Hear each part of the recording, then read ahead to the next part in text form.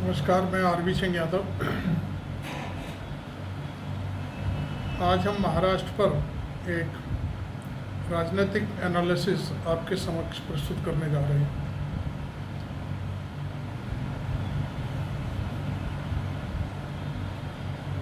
यहाँ की राजनीति में बहुत ही ज़्यादा गर्माहट दिखाई दे रही है। कुछ दिन पहले जब शिवसेना कांग्रेस और शरद पवार की पार्टी को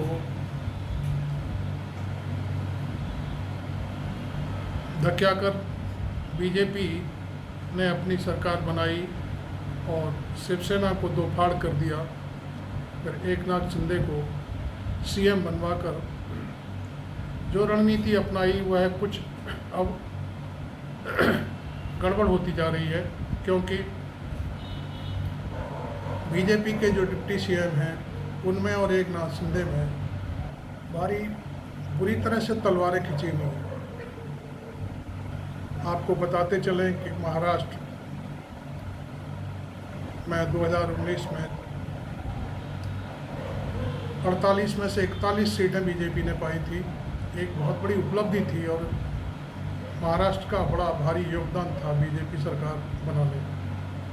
लेकिन आज इस इलाके के दिग्गज पत्रकार और कई एनालिस्ट इस बात को साफ नकार रहे हैं और कहते हैं कि अब बीजेपी का वो जलवा खत्म हो रहा है, क्योंकि जिस फडणवीस को मोदी जी की मेहरबानी से सीएम बनवाया गया था, उसको एकनाथ शिंदे के साथ ज़बरदस्ती डिप्टी सीएम बनवा देना भी और उसकी किरकिरी करना भी एक बड़ी घातक भूल है। ये बीजेपी की ऊपरी राजनीति का तिकड़म वाला व्यवसाय है। तू उसका नहीं, तू मैं तेरा नहीं, तू मेरा नहीं, तू उसका नहीं, इस तरह की कहानियाँ चलती रहती हैं। फडणवीस मोदी जी के प्रिय थे, वहीं अमित शाह की आंखों में उनके लिए बहुत किरकिरी थी और उन्होंने उनको डिप्टी सीएम बनवाकर पूरी तरह से यह साफ कर दिया कि फडणवीस की कोई औकात नहीं है। फडणवीस को भी चाहिए था कि उसे डिप्टी सीएम नहीं बनना चाहिए था, लेकिन ऊपर का प्रेशर बहुत भारी होता है।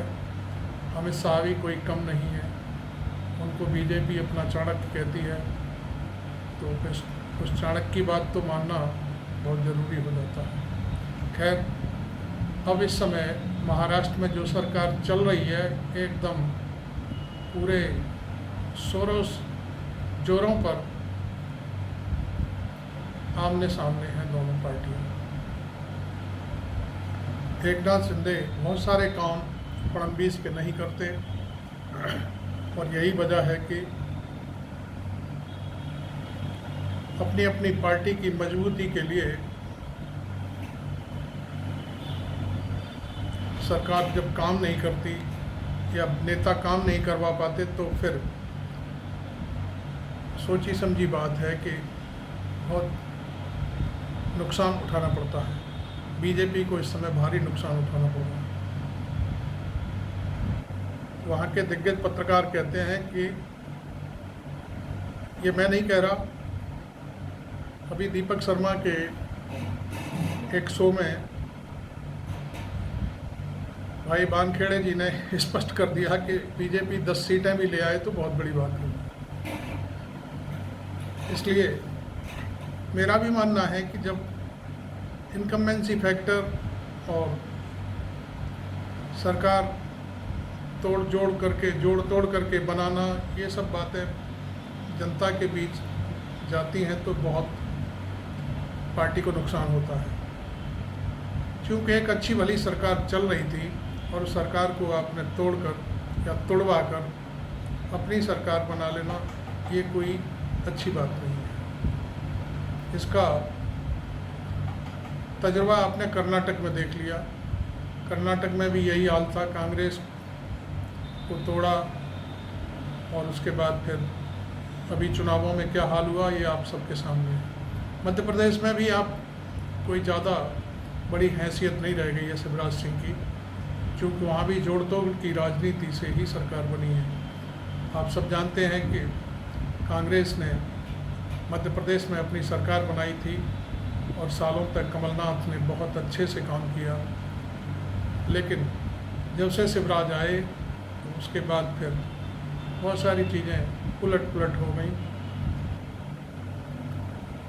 अभी एक शिवराज सिंह का शो बड़ा चर्चा में रहा, उन्होंने रैंप बनवा कर खुद को जैसे एक्टर होता है उस तरह से महिलाओं को इकट्ठा कर कहा कि वो उनके लिए तोहफा ला रहे हैं, ये ला रहे हैं, वो ला रहे हैं। हालांकि वो लेना देना कुछ भी नहीं होता, केवल बातों के बतासे होते हैं।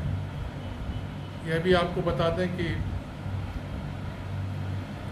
उज्जैन में महाकाल के मंदिर पर किस तरह से मूर्तियां टूटी, ठेकेदारों ने क्या घालमेल किया, सबके सामने आ गया है। हालांकि वो जांच वांच के नाम पर सब चीज़ें दबा दी गई और सिर्फ ये कहा गया कि ये आंधी और तूफान की वजह से ऐसा हुआ है। जो भी है, महाराष्ट्र में बीजेपी की स्थिति ठीक नहीं है और हम समझते हैं यदि बीजेपी ने खुद को नहीं संभाला तो ये उसके लिए बहुत बड़ी घातक भूल हो सकती है।